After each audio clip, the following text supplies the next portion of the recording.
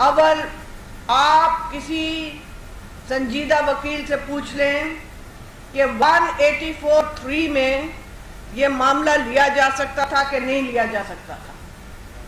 अगर लिया जा सकता था तो पहले चीफ जस्टिस साहब अनवर जमाली साहब ने वापस क्यों किया, और अगर किया तो बाद में लिया क्यों? जैसे हम बचपन में कहानी और पहेली होती थी, बुढ़िया पहले हंसी क्यों पर रोई क्यों, और हमें उसका कोई जवाब नहीं आता। चले आपने ले लिया, मगर ये सिर्फ केस अदालत में नहीं लड़ा गया, बड़ी माजत से इस केस को आपने भी बाहर लड़ा। इस केस को मीडिया ने एक मीडिया ट्रायल बनाया।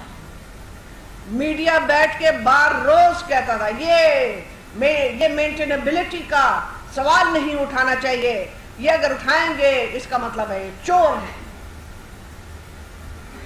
अच्छा, नहीं उठाया, मैं समझती हूं बहुत बड़ा कसूर किया।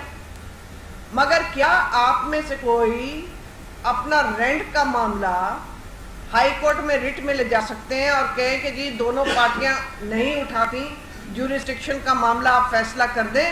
तो जज साहब आपको कहेंगे मैं कैसे फैसला कर सकता हूं? ये आप दो फरीकों की बात नहीं है कि मेरी ज्यूरिस्डिक्शन है, ये नहीं है। मेरी ज्यूरिस्डिक्शन आइन के मुताबिक नहीं है। ये पंचायत के फैसले नहीं थे, ये सुप्रीम कोर्ट के फैसले थे। सुप्रीम कोर्ट जो है वो आइन का बच्चा है, वो बिगड़ा हुआ बच्चा अपने और तौर पे नहीं है। उसके बाद आपने देखा कि बाहर जज से जुलूस भी हुए। अब ISPR सियासतदानों के थ्रू बोलती है, मीडिया के थ्रू बोलती है। अब कुछ माहौल इस तरह बदला है। आप मुझे बताएं कि बाहर गाली पड़ी, अंदर उससे ज्यादा गाली पड़ी। वो गाली और ऑब्जर्वेशन बाहर आपने सुनाई, अगले दिन उसको वहां पे अंदर उसको फिर एक स्टेप आगे ले गए।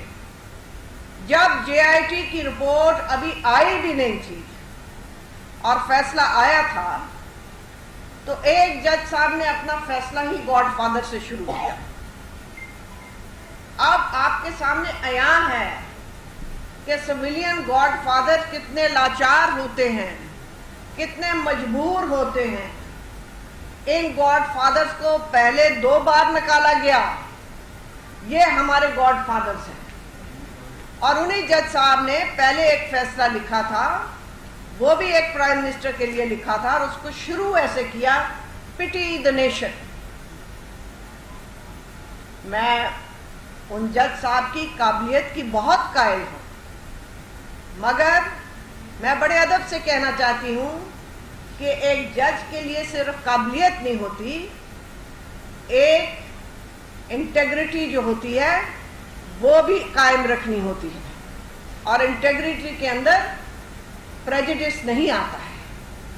जब एक फैसले से बायस और प्रेजुडिस की बू आने लगे, उससे पहले ही जज साहब को वहां से उठ जाना चाहिए। उसके बाद आपने देखा कि पहले मिसाल नहीं थी कि JIT में ISI भी शामिल हुई और MI भी शामिल हुई। खुदा ना करे हम उसकी बिल्कुल मुखालफत करेंगे। अगर कल को सुप्रीम जुडिशल काउंसिल में भी ISI और MI का बंदा बिठा दिया जाएगा